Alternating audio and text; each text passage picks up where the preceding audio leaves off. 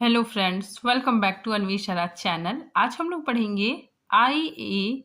Richard का काव्य भाषा सिद्धांत। ठीक है, तो आज हम लोग इनका काव्य भाषा सिद्धांत को देखेंगे। ठीक है, चलिए आइए पढ़ना स्टार्ट करते। देखिए, रिचर्ड के 3 सिद्धांतों में से काव्य भाषा सिद्धांत अत्यंत महत्वपूर्ण, चर्चित एवं एक प्रतिष्ठित सिद्धांत के रूप में मान्य है। ठीक है, तो रिचर्ड का जो तीनों सिद्धांत है, ठीक है, उन सब में काव्य भाषा सिद्धांत बहुत ही ज़्यादा महत्वपूर्ण, चर्चित और प्रतिष्ठित सिद्धांत है। ठीक है, फिर आगे देखिए, काव्य भाषा की अनुभूतियों का संप्रेषण भाषा के माध्यम से होता है। ठीक है, काफ़ी इम्पोर्टेंट है। ठीक है, तो इन्होंने कहा है कि जो काव्य भाषा की अनुभूतियों का संप्रेषण, ठीक है, संप्रेषण भाषा के माध्यम से होता है। इसीलिए काव्य भाषा ऐसी हो जिससे संप्रेषण संभव हो सके। ठीक है, तो रिचर्ड कहते हैं कि काव्य भाषा ऐसी हो जिससे संप्रेषण संभव हो सके। ठीक है, रिचर्ड ने काव्य भाषा प्रयोग पर विचार कर इस सिद्धांत का प्रतिपादन किया। ठीक है, तो रिचर्ड ने काव्य भाषा प्रयोग पर विचार कर इस सिद्धांत का प्रतिपादन किया है। ठीक है, फिर आगे देखिए, रिचर्ड ही प्रथम आलोचक थे, ठीक है, जिन्होंने काव्य भाषा सिद्धांत की प्रतिष्ठा की। ठीक है, तो ये ही ऐसे आलोचक थे, ठीक है, जिन्होंने काव्य भाषा सिद्धांत की प्रतिष्ठा की। ठीक है, आगे देखिए, वे मानते थे कि संप्रेषण काव्य भाषा के माध्यम से होता है। ठीक है, तो इनका मानना है कि जो संप्रेषण है वो भाषा के माध्यम से होता है। आगे देखिए, रिचर्ड ने भाषा प्रयोग के 2 भेद बताए। ठीक है, तो इन्होंने 2 भेद बताए। पहला तथ्यात्मक, ठीक है, इसके अंतर्गत वैज्ञानिक, निर्देशनात्मक, ठीक है, और सूचनात्मक आ जाएगा। ठीक है, और नंबर 2 में रागनात्मक। ठीक है, रागनात्मक में क्या होता है कि भाषा का उद्बोधन होता है। ठीक है, तो देखिए इन्होंने 2 भेद बताए। ठीक है, पहला तथ्यात्मक। ठीक है, तथ्यात्मक में क्या होता है कि तथ्यों को मतलब तथ्यों को एकत्र किया जाता है। ठीक है, जैसे हम लोग देखते हैं डेटा कलेक्शन। ठीक है, तो वही चीज है तथ्यात्मक। ठीक है, आगे देखिए, हम लोग इसको अच्छे से पढ़ते हैं। तथ्यात्मक भाषा का प्रयोग वैज्ञानिकों और दार्शनिकों द्वारा तथ्यात्मक भाषा का प्रयोग किया जाता है। ठीक है, तो तथ्यात्मक भाषा का प्रयोग वैज्ञानिकों और दार्शनिकों के द्वारा किया जाता है। ठीक है, उनकी भाषा से किसी तथ्यों की सूचना मिलती है। ठीक है, तो तथ्यात्मक भाषा का प्रयोग वैज्ञानिक और दार्शनिक करते हैं। ठीक है, और इसमें क्या होता है कि जो डेटा होता है, ठीक है, उसको कलेक्ट किया जाता है। ठीक है, तो इसमें क्या होता है कि तथ्यों की सूचना मिलती है और उसका यथार्थ बोध होता है। आगे देखिए, भाषा के तथ्यात्मक प्रयोग में तथ्यों व उसके पारस्परिक संबंधों का महत्व होता है। ठीक है, तो इसमें क्या होता है कि तथ्यों, ठीक है, तथ्यों को एकत्र किया जाता है। ठीक है, और इसमें इसका प्रयोग वैज्ञानिक करते हैं। ठीक है, और इसमें तथ्यों का प्रयोग किया जाता है। ठीक है, आगे देखिए, जीवन के साधारण कार्य व्यापारों में भाषा का तथ्यात्मक रूप ही प्रयुक्त होता है। ठीक है, तो जो जीवन की बात करें, ठीक है, तो उसमें भी तथ्यात्मक रूप का प्रयोग होता है। ठीक है, तो देखिए यहाँ पे मैंने लिखा भी है कि जीवन की बात करते हैं तो भाषा का तथ्यात्मक रूप ही प्रयुक्त होता है। ठीक है, आम जीवन में हम तथ्यात्मक रूप का ही प्रयोग करते हैं। ठीक है, तो आई होप आप लोगों को समझ में आ गया होगा कि तथ्यात्मक भाषा क्या है। ठीक है, अब देखिए रचनात्मक प्रयोग। ठीक है, इसका प्रयोग कवि और रचनाकार करते हैं। ठीक है, तो देखिए, रचनाकार भाषा के रचनात्मक वर्ग का प्रयोग करते हैं। रचनात्मक वर्ग भाषा में प्रतीकों, बिंबों और भाषा संकेतों को विशेष महत्व दिया जाता है। ठीक है, तो रचनात्मक वर्ग में, ठीक है, रचनात्मक भाषा में प्रतीकों, बिंबों, ठीक है, भाव संकेतों को विशेष महत्व दिया जाता है। ठीक है, और यह भाषा कवियों एवं रचनाकारों को अनुभूतियों को संप्रेषित करने में सामर्थ होता है। ठीक है, तो ये भाषा का प्रयोग कवि और रचनाकार करते हैं। ठीक है, कवि और रचनाकार संप्रेषित करने के लिए करते हैं। आगे देखिए, इसका प्रयोग कविता की भाषा में किया जाता है। ठीक है, तो रचनात्मक भाषा का प्रयोग कविता के लिए किया जाता है। कवि वैज्ञानिक के भांति तथ्यों की खोज नहीं करता। ठीक है, तो रचनात्मक भाषा में कवि वैज्ञानिकों की तरह, ठीक है, वैज्ञानिकों की भांति तथ्यों की खोज नहीं करता। ठीक है, बल्कि वह तो विशिष्ट चित्रवृत्तियों, ठीक है, चित्रवृत्तियों मतलब मन के आवेग और रचनात्मक अवस्थाओं का सृजन करता है। ठीक है, आगे देखिए, रचनात्मक भाषा का संबंध मनुष्य के रचनात्मक सत्तों पर आधारित होता है।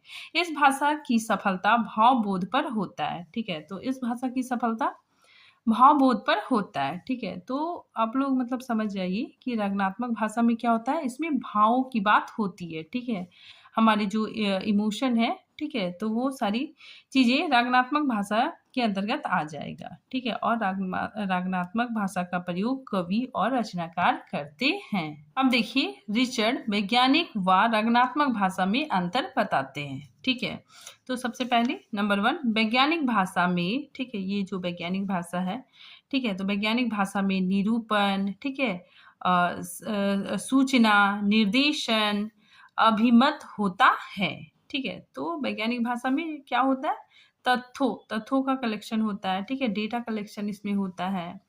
ठीक है, जबकि रचनात्मक भाषा में भावों का उद्बोधन होता है। ठीक है, तो रचनात्मक भाषा में भाव, ठीक है, भावों की बात होती है।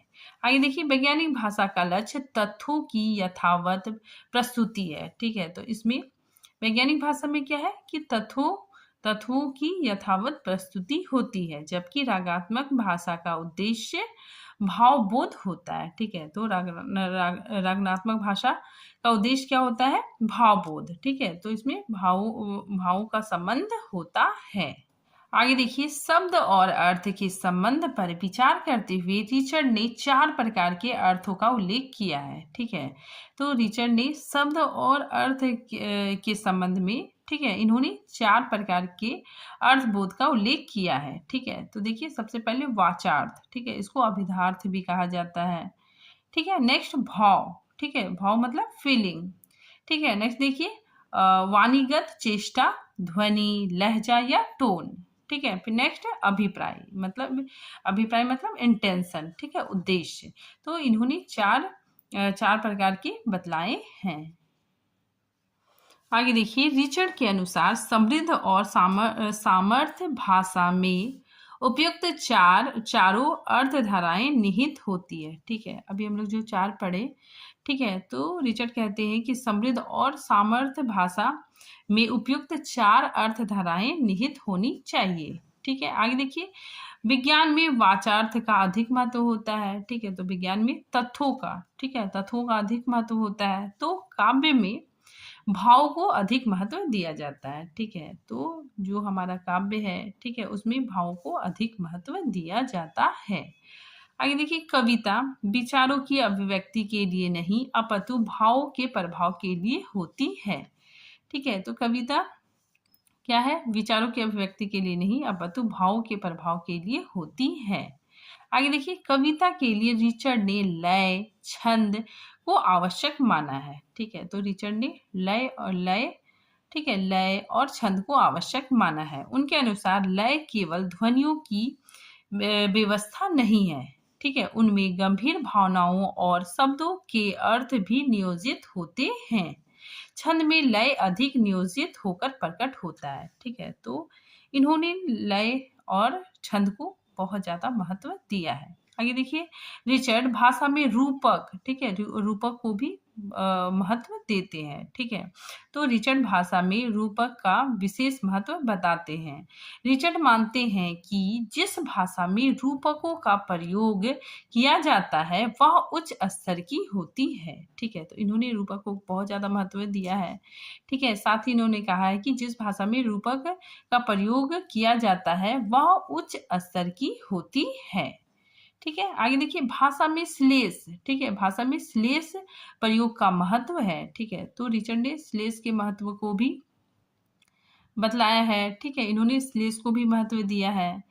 ठीक है, श्लेष के प्रयोग के द्वारा काव्य भाषा को अधिकाधिक अभिव्यंजना पूर्वक बनाया जा सकता है। ठीक है, तो इनका कहना है कि श्लेष के प्रयोग से काव्य भाषा को अधिकाधिक अभिव्यंजना पूर्वक बनाया जा सकता है।